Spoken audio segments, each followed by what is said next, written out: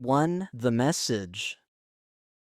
I still don't know what surprised me more that morning, the strange job advertisement or the text message that pushed me to read it. The sun had barely started heating the rooftops of Bushwick when my phone buzzed on the wobbling desk in my overheated apartment. I was trying to finish an article before the place turned into a sauna. The message came from an unknown number. No greeting, no explanation. Just, check the job posting I just sent you. Might be perfect, urgent. Attached was a link to a job platform I'd used often but never paid for. The posting was locked behind a paywall. Typical. I checked my bank account. A small deposit had come through. Payment for a freelance piece I'd written about prison life. It wasn't much, but it had arrived just minutes before. Without thinking too hard, I pressed unlock. $5 vanished, and the job posting appeared. At first, I thought it was a mistake. Live-in caregiver / personal assistant. Salary, $8,000 per month, plus room plus food. A few requirements followed. College background, reliability, confidentiality. Nothing unusual, nothing that explained the salary. $8,000 a month. My brain started doing the math. $2,000 a week. I could sublet this oven, eat actual meals, stop using my grandfather's watch as my emergency bank. I could finally get off this survival treadmill I'd been stuck on for years, ever since the crypto crash swallowed everything I had and most of the pride I'd built. The thought of the watch made me wince. I'd pawned it 3 times already this year. It was the last thing of value I owned, the last thing that connected me to who I used to be. I pulled the watch's cloth wrap from a drawer and left the apartment. The hallway smelled like someone's burnt toast. Outside, the morning air was already thick with heat, car exhaust, and the faint sting of last night's garbage. When I pushed open the pawn shop door, Mr. Soto didn't even look up. Again? He said, like we were discussing the weather. Temporary loan, I said, like I always did. You always say temporary like it means something, he muttered, but he counted the bills and handed them over. Pawn shop owners don't need to judge people walking in, usually do that part themselves. Cash in my pocket, I hit the department store, men's section, button-down, slacks, clean, cheap, returnable. Tags tucked under the collar, like always interview first, refund later, reclaim the watch when I could. A sad little loop, but it kept me moving. The interview building was across the river, tucked on a quiet street of aging brick apartments. Not luxury, not run down, either. Just old, the kind of place with iron fire escapes and a water view if you squinted. I double-checked the address. 6F. M. Martin, Executive Assistant, T. Theo. Pressed the buzzer. The door unlocked immediately.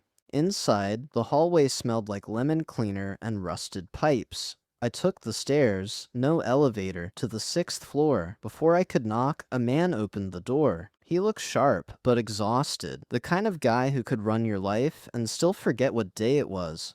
Name? He asked. Ethan, but people call me. Fine, come in. He stepped aside. I followed him into a bare room with a chair and a window. No art, no warmth. I'm Theo, he said, Mr. Martin's executive assistant. I nodded, trying not to scratch the collar tag that was digging into my neck. His eyes flicked toward it anyway. He smirked. Interview clothes? Yeah. At least you made an effort. Most didn't. He started asking questions, school, experience, why I wanted the job. I didn't bother lying. He tapped notes into a tablet, raised an eyebrow once or twice, but said nothing. Finally, he lowered the device. Of the 40 applicants I've seen today, you're the first one who hasn't lied to my face. He didn't say if that was good or bad. The old man will see you. He's rejected nearly everyone else. Brace yourself. He led me down a short hall. When he opened the bedroom door, cold air hit me. Not refreshing, medicinal. The room smelled like antiseptic, and something faintly metallic machines hummed in the corners. On the bed lay a man who looked both breakable and dangerous, like something sharp trapped inside a failing body. Bring him closer, the man snapped. No, too close. Back, forward, there, stop. Do you listen at all? His voice was thin but sharp. Theo didn't react. I tried not to either. The old man stared at me like he was trying to see through my skin. Name, he said. Ethan. What do you do? I'm a writer, he laughed, dry, brittle. So you enjoy suffering. Good. My mouth went dry. You think you can take care of me? He asked. I can try my best. Trying is useless. Doing is all that matters. He shifted slightly. Even that looked like it hurt. I have no nurse. You will do everything. Cooking, cleaning, helping me move, helping me eat. Everything. Everything landed like a stone. Can you handle that? I hesitated. Then, yes. Liar, he said, but something in his eyes looked almost pleased. Sit. I sat in the wooden chair beside the bed. He watched me without blinking, like a hawk waiting for weakness. Why do you want this job? He asked. I thought of the heat, the pawn shop, the watch, the survival loop, the fake clothes, the silence between freelance checks. Because I need a chance, I said. A real one. He nodded slowly, like he'd already known the answer. Everyone who comes here needs something, he said. Money, a place to stay, a second chance. He narrowed his eyes. You need redemption. That's different. I felt something in my chest cave a little. Then he leaned forward, barely, and I caught the smell of rubbing alcohol and sweat. Tell me, he whispered, are you ready to follow instructions, even the ones that make no sense? Yes. And are you ready to keep secrets? Yes. His lips curled into something almost like a smile. Even the part no one else knows about? I frowned. What part? The smile grew, wrong, sharp, knowing. You'll find out. And just like that, I felt it, the first small warning that whatever I had stepped into was much larger, stranger, and far more dangerous than a simple job with a high salary. The contract. Theo found me standing in the hallway. You didn't bolt, he said. Should I have? He shrugged. Most do, or they make excuses. Bathroom, smoke break, never come back. He handed me a tablet. Standard NDA and employment contract. Sign both. I stared at the screen. Don't I get time to read it? You've got time, he said. You just don't want to waste it. The contract was long. The NDA was longer. Half of it was legal boilerplate, confidentiality clauses, non-disclosure, intellectual property waivers. But the deeper I read, the stranger it got. Section 12. Employee agrees to carry out all instructions as given, regardless of context, legality, or perceived rationality. Section 17. Employee shall not disclose the existence of this contract, employer, or nature of employment to any third party, including law enforcement, under any circumstance. Section 19. Employee waives the right to leave employment without formal release from employer. I looked up. This is insane. You're free to walk away, Theo said, but you won't. Why not? Because 8,000 a month is a number people don't forget, and because he chose you.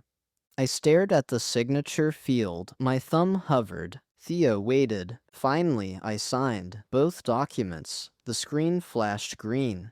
Good, he said, and slid the tablet into his bag. Now we can talk about the rules.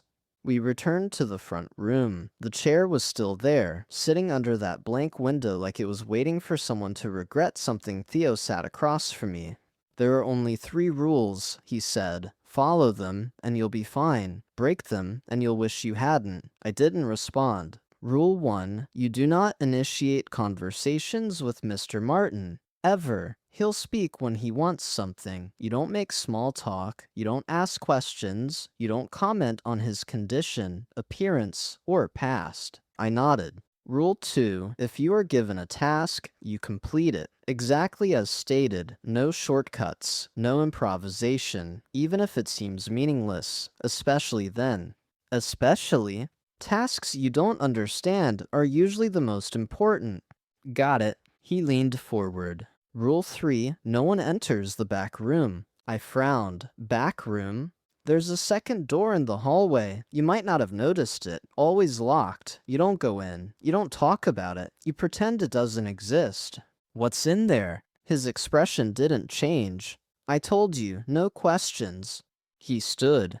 Orientation begins tomorrow, 6 a.m. sharp. Until then, you can go. Go. Go home, pack, say goodbye to your old life. He reached into a drawer and pulled out a thick envelope. Your first week's pay, cash. I hesitated. Seriously? You're in now, he said, one way or another. I took the envelope. It was heavier than I expected. Don't lose it, Theo added. It'll be the last thing that belongs to you. Outside, the sun had shifted. Bushwick was wilting under the late afternoon heat. A man watered the sidewalk outside his bodega like it could cool the air. I walked 3 blocks without thinking, clutching the envelope like it might disappear. At a corner bench, I sat and finally peeled it open. Bills. Neatly stacked, real. I counted once and stopped. More than enough. My phone buzzed. Unknown number again. Clock starts tomorrow. Sleep well. No name, no punctuation. Just that same cold efficiency. I walked the rest of the way home in silence. The apartment was hotter than before, the air thick and still. I opened the fridge, then shut it again. Nothing inside was edible. My bed was unmade. My laundry wasn't done. There was nothing to pack except a few clothes, my laptop, and the kind of books people carried around more for self-image than escape.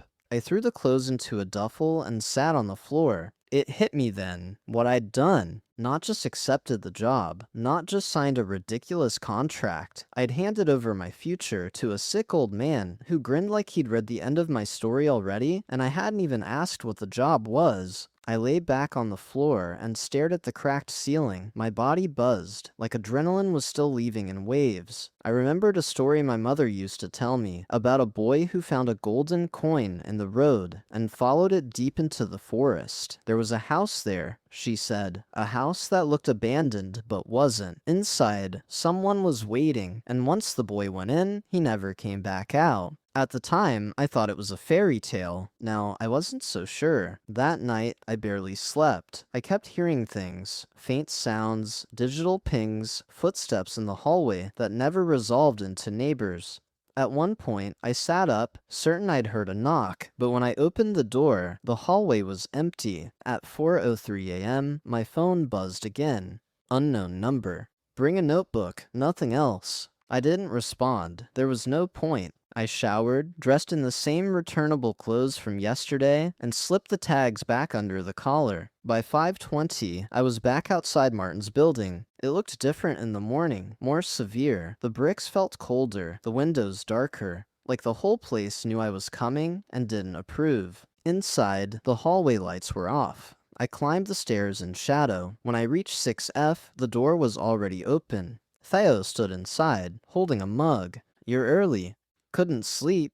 Good, you'll learn not to need it. He stepped aside. I entered. The air inside was cold again, sharp and filtered. The front room was exactly the same. Chair, window, blank walls. But something felt different. The energy, the silence, the way the light fell. Theo motioned toward the chair. Sit. I did. He handed me a small black notebook and a pen. This is yours. It does not leave the building. If I see it outside, it's gone. Understood? Yes. Today is observation, nothing more. You don't speak unless asked. You don't move unless directed.